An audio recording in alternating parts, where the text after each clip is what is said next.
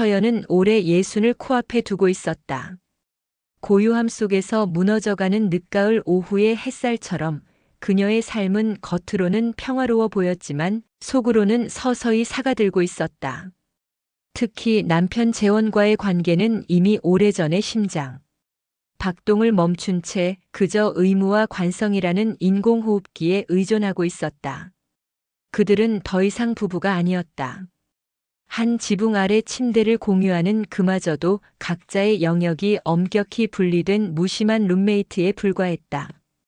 재원은 거실 소파에서 리모컨만 만지작거렸고 서연은 부엌 싱크대 앞에서 지난 30년간의 결혼 생활이 남긴 공허함만을 닦아내고 있었다. 그들의 침실은 대화에 온기 없이 차가웠고 스킨십은 이미 10년 전쯤 사치스러운 유물이 되어버렸다. 이대로 늙어 죽는다면 그녀의 인생은 오직 희생과 결핍이라는 두 단어만 남을 것 같았다. 바로 그때 50년 지기 단짝 친구 혜진이 등장했다. 혜진은 어렸을 때부터 풍족하게 자라 세상 모든 것을 경험해봤지만 이제는 물질적인 쾌락마저도 그녀의 영혼을 채워주지 못했다.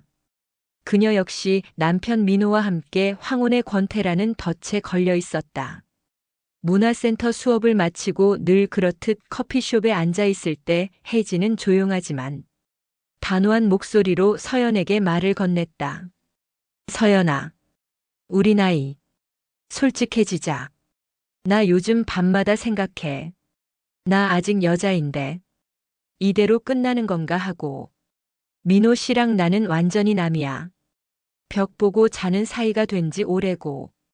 혜진의 눈빛은 농담이 아니었다. 그녀의 깊은 눈동자 속에는 억눌린 절망과 함께 위험한 흥분이 아슬아슬하게 빛나고 있었다. 혜진은 테이블 너머로 몸을 숙여 서연에게 속삭였다. 미치광이 같은 생각인 건 알아. 근데 우리 새로운 자극이 필요해.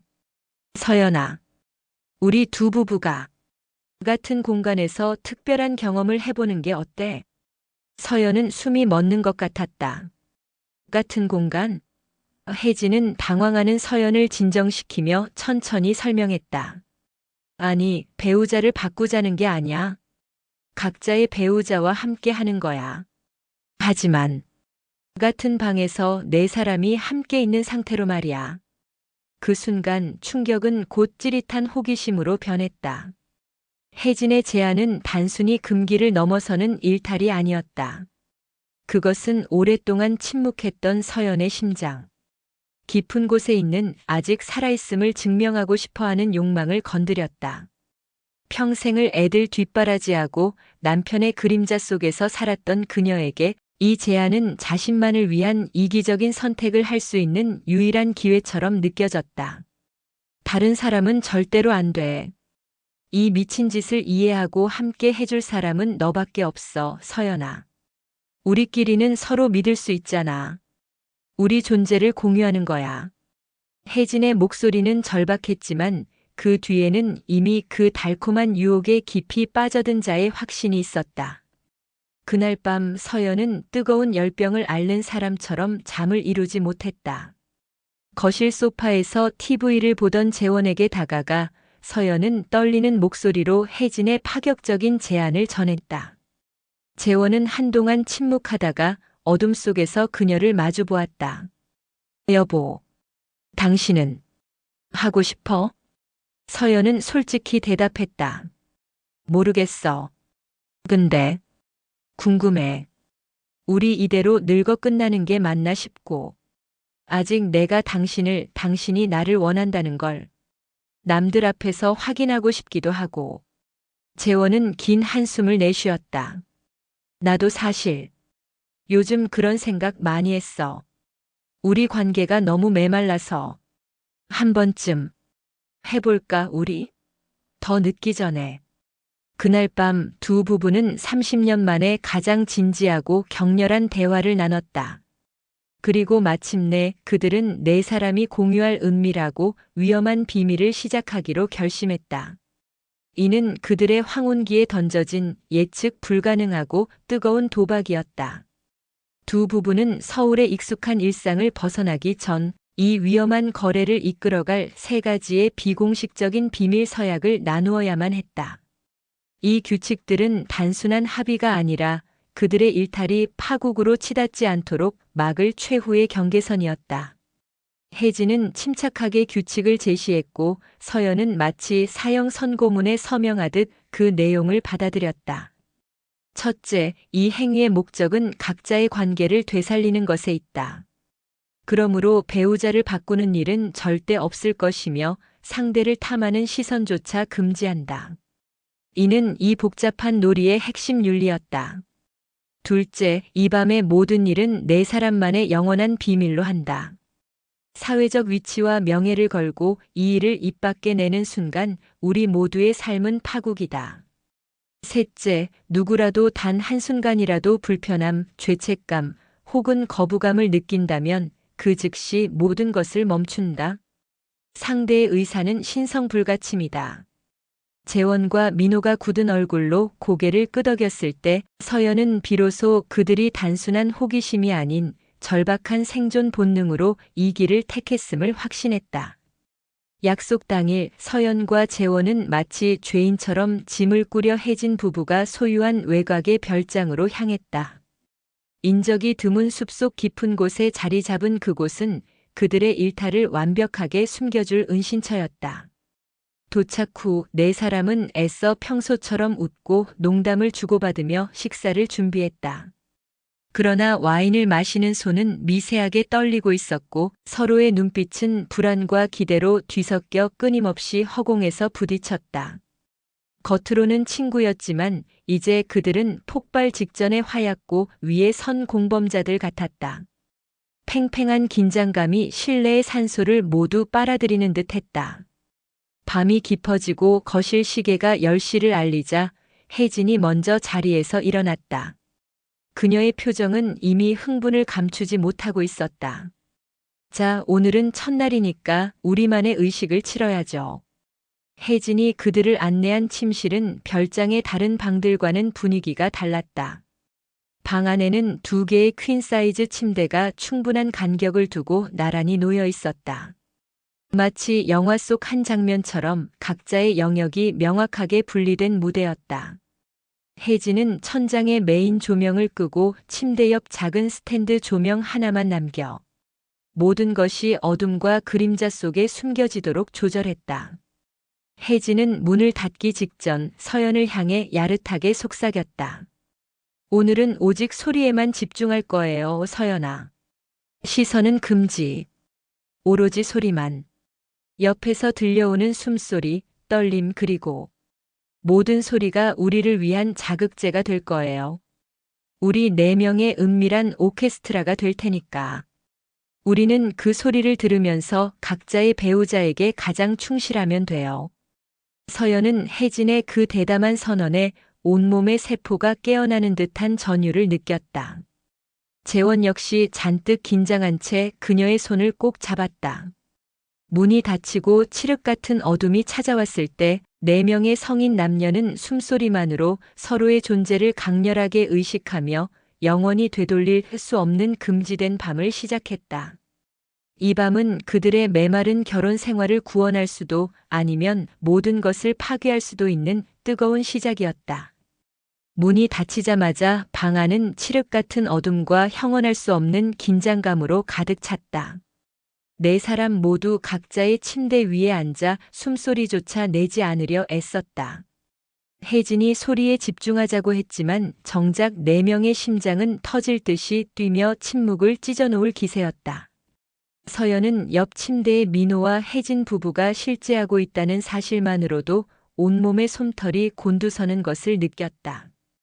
이 상황 자체가 가장 노골적인 금기였다. 그 침묵을 먼저 깬 것은 재원이었다. 그는 떨리는 손으로 서연의 손을 찾아 꽉 잡았다. 서연은 그의 손바닥에서 흘러나오는 땀의 온도를 느끼며 그 역시 자신만큼이나 극도로 흥분했음을 알아챘다. 여보, 괜찮아. 나한테만 집중해. 재원의 목소리는 낮게 으르렁거렸지만 그 간절함은 평소의 재원이 아니었다. 그러나 집중은 불가능했다. 서연과 재원이 가까워지려는 찰나 옆 침대에서 희미하게 옷깃이 스치는 소리가 들려왔다. 곧이어 억눌린 듯한 혜진의 낮은 숨소리가 서연의 귓가로 파고들었다. 마치 아주 가까운 곳에서 비밀스러운 드라마가 상영되는 듯 했다. 서연의 몸은 남편의 손길에 반응하는 동시에 옆에서 들려오는 친구 부부의 사적인 소리에 묘하게 전율했다. 재원은 그 소리를 놓치지 않았다. 그 소리가 서연의 반응을 증폭시키고 있다는 것을 본능적으로 깨달은 듯 그의 손길은 더욱 대담해졌고 뜨거워졌다. 오랜 세월 동안 단조로웠던 그들의 행위는 옆에서 들려오는 낯선 자극에 의해 완전히 새로운 차원으로 도약했다. 응, 흐. 침묵을 뚫고 혜진의 첫 신음이 터져나왔다. 그 소리는 크지 않았지만 방 안의 공기를 순식간에 뜨겁게 바꾸었다. 서연은 얼굴이 화끈 달아올랐지만 억지로 참으려 하지 않았다. 부끄러움이 곧 강렬한 흥분으로 뒤바뀌었다. 재원은 혜진의 소리에 맞춰 더욱 격렬해졌고 서연은 자신도 모르게 더욱 솔직하고 노골적인 숨소리를 내뱉었다.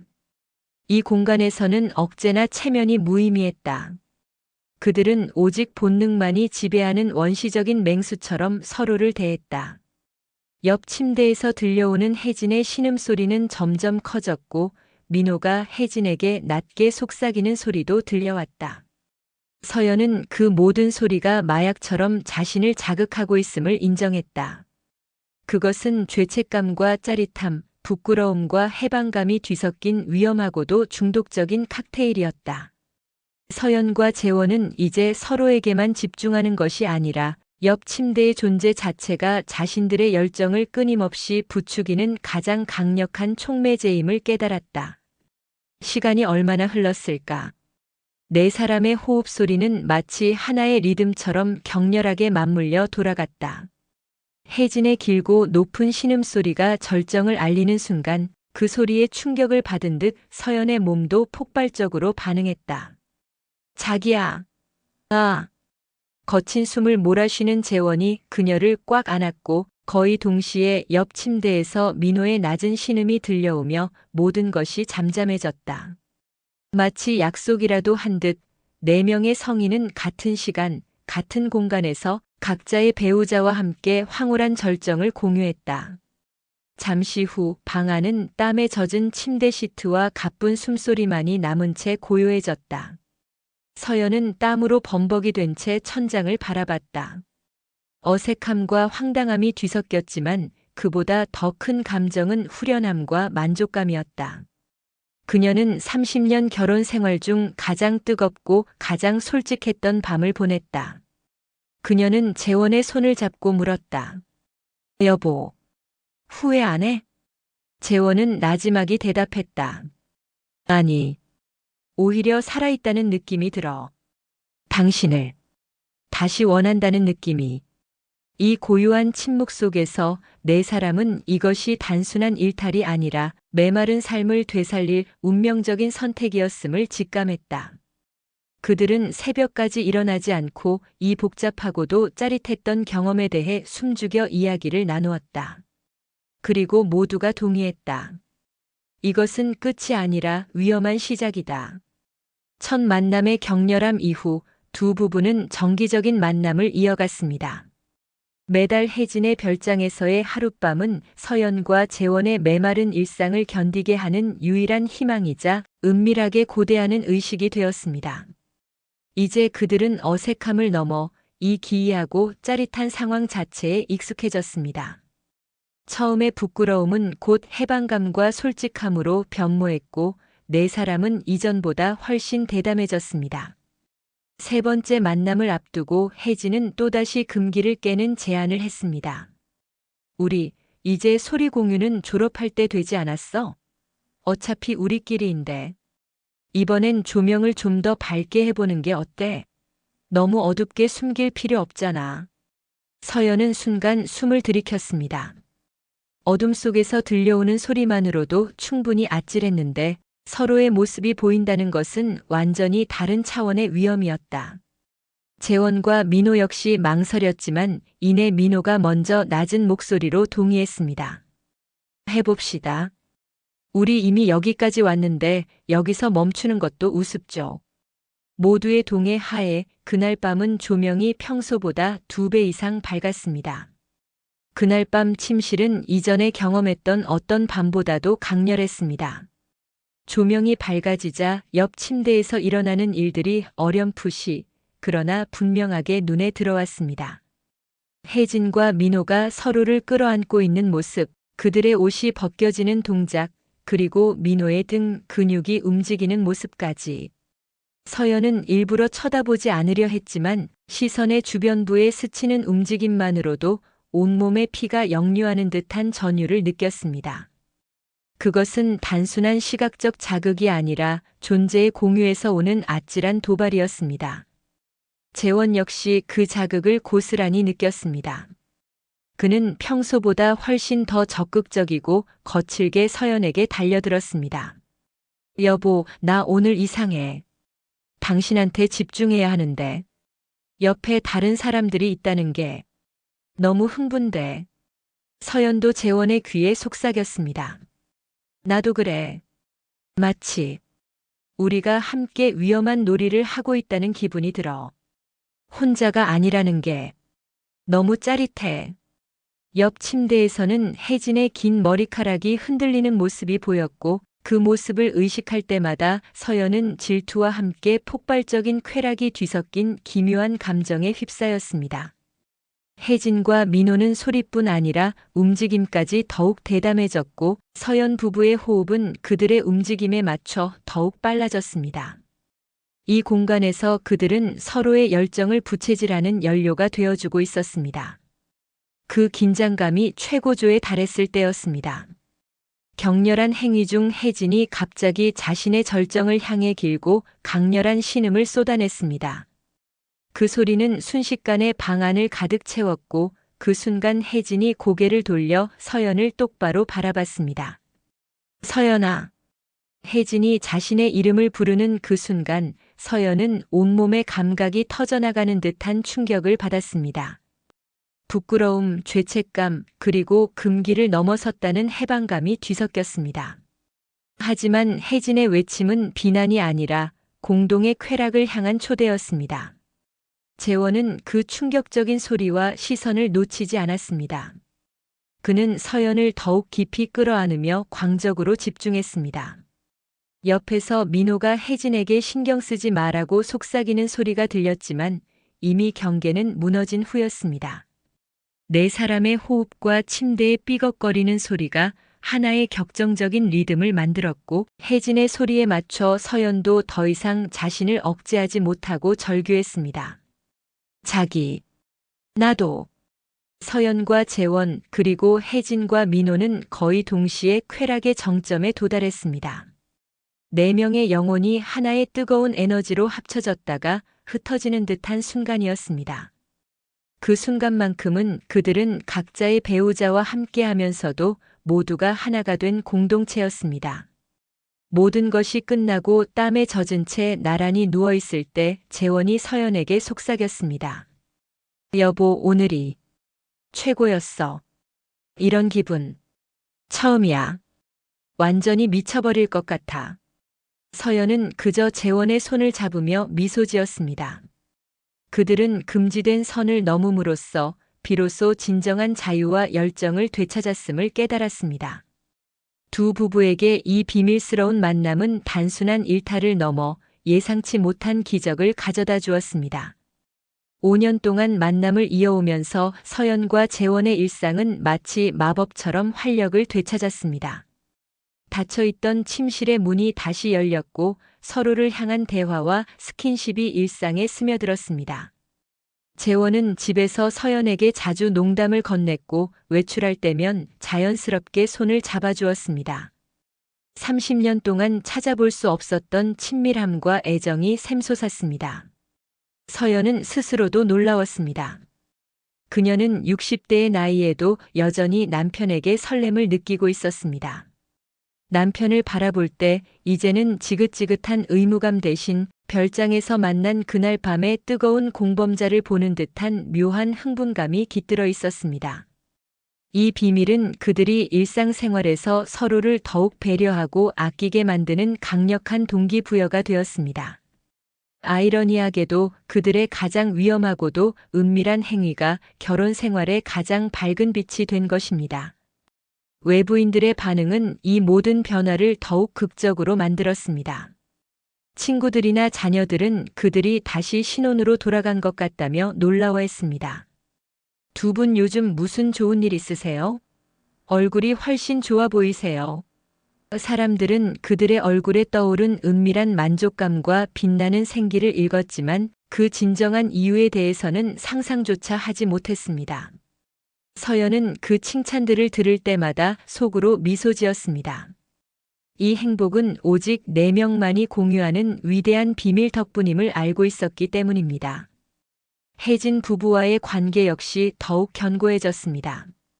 단순한 오랜 친구를 넘어 그들은 세상 누구도 공유할 수 없는 가장 깊은 본능과 욕망을 공유한 운명 공동체가 되었습니다. 그들은 서로의 행복과 만족감을 진심으로 기원하며 이 특별한 관계가 영원히 지속되기를 바랐습니다. 이 4사람은 이제 서로의 삶을 지탱하는 가장 은밀하고도 강력한 기둥이 되었습니다. 서연은 이제 이 특별하고 자극적인 비밀이 자신의 삶을 지탱하는 가장 큰 힘이라고 고백합니다. 5년이라는 세월이 흘렀지만 그녀의 열정은 식지 않았습니다. 오히려 매번 새로운 조명과 새로운 규칙을 시도하며 경계를 허무는 짜릿함에 중독되었습니다. 그녀는 굳이 사회의 잣대로 자신들의 행위를 판단하려 들지 않았습니다. 남들은 이상하다고 할지 모르지만 우리는 오히려 모두가 더 행복해졌어요. 저는 이 용감한 선택을 후회하지 않아요. 평생 남들 눈치만 보며 살았지만 이제야 비로소 나 자신을 위한 삶을 살고 있는 기분이에요. 그녀는 삶의 권태가 찾아왔을 때 회피하는 대신 정면으로 맞서 싸우는 길을 택했고 그 결과 60을 넘긴 나이에도 이렇게 뜨겁게 사랑할 수 있는 기적을 얻었습니다. 이 비밀은 그녀에게 아직 여성으로서 살아있음을 매 순간 확인시켜주는 강렬한 증표였습니다. 서연은 창밖으로 쏟아지는 겨울 햇살을 바라보며 미소 지었습니다. 그녀는 앞으로도 건강이 허락하는 한 이 비밀스럽고 짜릿한 만남을 이어갈 것이라 다짐합니다. 그들의 금지된 일탈은 더 이상 일탈이 아니라 두 부부의 삶을 유지하는 가장 강력하고 필수적인 유산이 되었습니다. 행복은 지극히 주관적인 것이며 그들은 자신들만의 방식으로 영원한 행복을 쟁취했습니다.